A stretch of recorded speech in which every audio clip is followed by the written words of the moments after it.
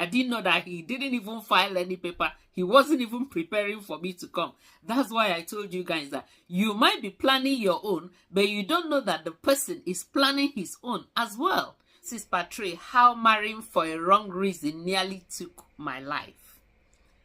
When, after this lady took us upstairs to her own flat and we started living with this lady, so because we have run out of the money that my ex-husband left for us, and then I was just barely managing to feed the children.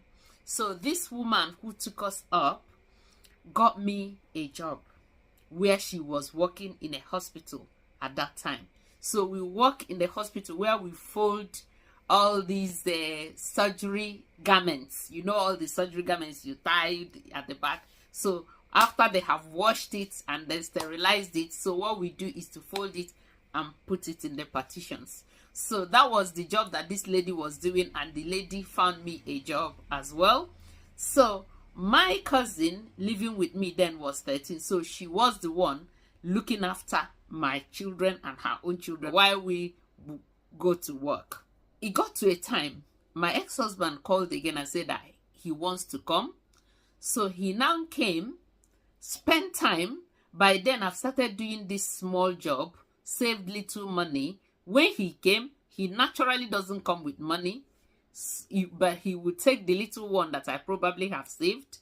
I wouldn't even be able to pick anything for myself because I was so scared. He opened an account for both of us, so he knows all the money that goes in there because I told him that I started working. He came at that time and then spent a few weeks. I remember vividly that I saved around £700. You can imagine somebody doing part-time job then. I saved about £700. So when he came, he took £400 from that money and said that we should use £300 from it to kind of feed.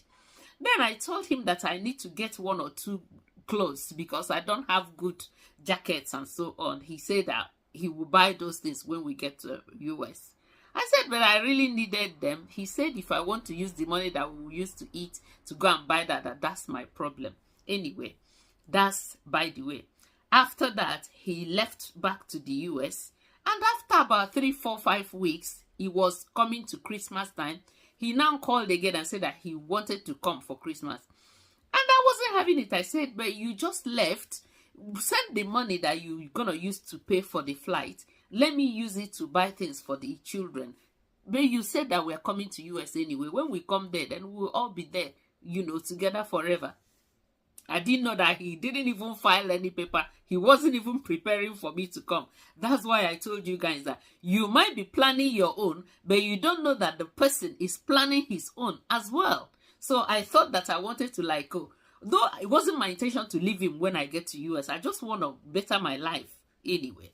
But he had another plan. Now, after I have said, oh, you don't need to come and everything. So he said that I've started going after men. Probably that's why I don't want him to come. And that was it. So if I call him on the phone, he will not pick my phone. I keep calling. I was stranded. By that time, he had leveled an allegation on this woman that was harboring us and threatened the woman that he's going to call immigration for the woman. And the woman just left in the middle of the night. So this woman wasn't there. I was just living in that flat, which I don't even know when anybody will come and then, drive us out from that place. And when this guy was no longer picking my call, I now went to the social services because there was a time the social services came and took my children because, I went out to shop and so on. They were making noise. So that's another story. Anyway, I went to my social worker and told my social worker, look at what's happening. So my social worker called him and said, why are you doing like this? So he told my social worker he doesn't want the marriage again, that my social worker should send my children back to Nigeria. That was what he said. But he didn't know that my social worker put it on speaker phone and I heard all that he said. So from that time, I started making calls to my mom, everybody, that I want to come back. I don't know what I'm doing here. I don't know anybody. I was so naive. I said I wanted to come back. So anyway, after about a few days, he came The buzzer rang, and I peeped through the window, and it was him. So I asked my cousin who was staying with me to go and let him in, because he said he's not gonna marry me anyway. So my cousin let him in, and then my cousin went to school. When he came in, he said I should go and get our passports, everything, that he's taking us back to Nigeria. I screamed. I said, oh my God, thank God I'm going back. So he was surprised that I wanted to like go back. I said, yes, I want to go back. What am I doing here? So he said I should go and get the passport. So me going into the room to get the passport for him, he came into the room and locked the door, and he started punching me, started beating me, saying, why should I even talk back? I said I didn't talk back. I just said that I want to go back. So because I didn't really struggle or start to cry or whatever that he wanted to take me back, I don't know why. So he now started beating me. He broke my nose, broke my jaw and everything. But not only beating me, he just grabbed me when I was out of breath, grabbed me, and then came to the staircase and threw me, just flung me through the staircase. So I fell over. So it was a winter morning when I fell over and rolled the rest of this staircase, dragged myself outside. And as I was crying, the neighbors came and then kind of covered me with blankets. That was how the police, the ambulance, and this thing came and took me. And I will stop this story here, because that was how my first marriage collapsed. I didn't get to travel with him. I didn't achieve whatever I wanted to achieve. That's going to school and becoming a lawyer. So the reason why I told you guys this story briefly is because of people who might want to make such mistake in the future.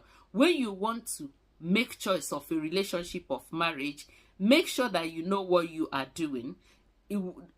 Don't just because you want to better your life, or because you think that that person has one or two monies, you want to get in there. Whatever you're thinking, you don't know the plans that that person already has for you, and it might backfire, which is going to affect you, your children, the entire family. Because if you get it wrong, honestly, it's very, very difficult for you to right it. So you guys should wait for mistakes I made in my second marriage. That would be in another video. Thank you so much. You guys, please share this video, like, comment. You want to appear on my podcast. If you have any story, people have started indicating that they want, so you people will start seeing other people on my podcast. So let me know, DM me, and then we will arrange for you to appear on my podcast. Thank you so very much. I'll see you in my next video. Bye.